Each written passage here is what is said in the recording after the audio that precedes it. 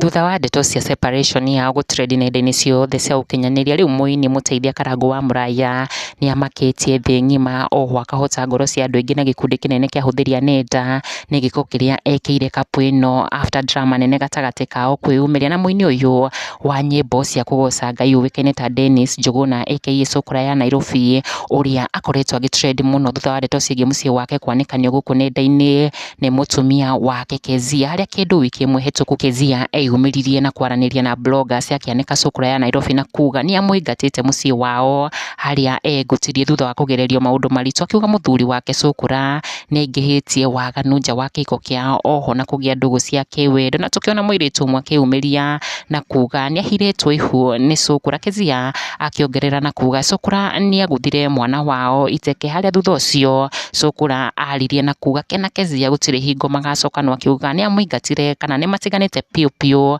permanently, agĩkinyĩrĩria gũtirĩ hingo agetĩkĩra gũcokanwo na mũtumia wake ona ũũ angĩmwarĩria thutha wake kũmwanĩkania na kũingĩria mami wao ngucanio-inĩ ĩno yao ya kĩmũciĩ, harĩa Sũkũra even got sick and he was admitted to hospital thutha wa gũcollapse nĩũndũ wa kũhũrĩrwo thimũ nĩ mũndũ wamũragia ndeto cia mũtumia wake Kezia. Na rĩu ndeto njega nĩciumĩrĩtie, ndeto iria ikenereirwo nĩ gĩkundi kĩnene kĩa mafans mao thutha wa Mũini Sũkũra ya Nairobi kwĩyumĩria na kumbũra ndeto ng'eni cia kĩhiko kĩao na Sũkũra took to his social media pages mũtambo-inĩ wake wa Facebook akiuga I accept your apologies, come back home, akĩrĩkia na love emojis na kũrũmĩrĩria na mbica ĩno yake hamwe na mũtumia wake Kezia na kana kao, akiuga rĩu nĩmaiguithanĩte na nĩetĩkĩrĩte gũcokanwo na Kezia finally, harĩa Mũini Karangũ agegetie andũ thutha wake kuga rũciũ ũgĩre Kabagara Blue Springs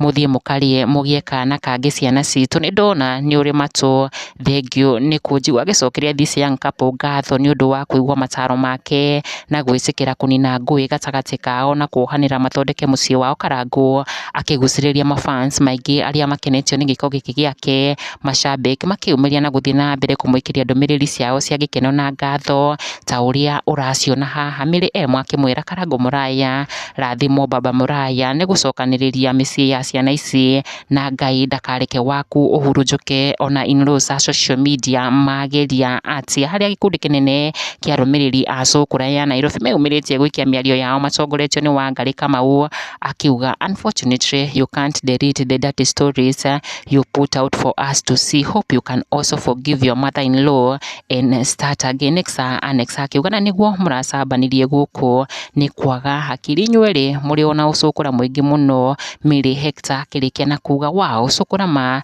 nĩ wangenia, ikarai thĩ mwarie na nĩ wega maũndũ manyu mũige private kuma thaa ici ma aki innocent child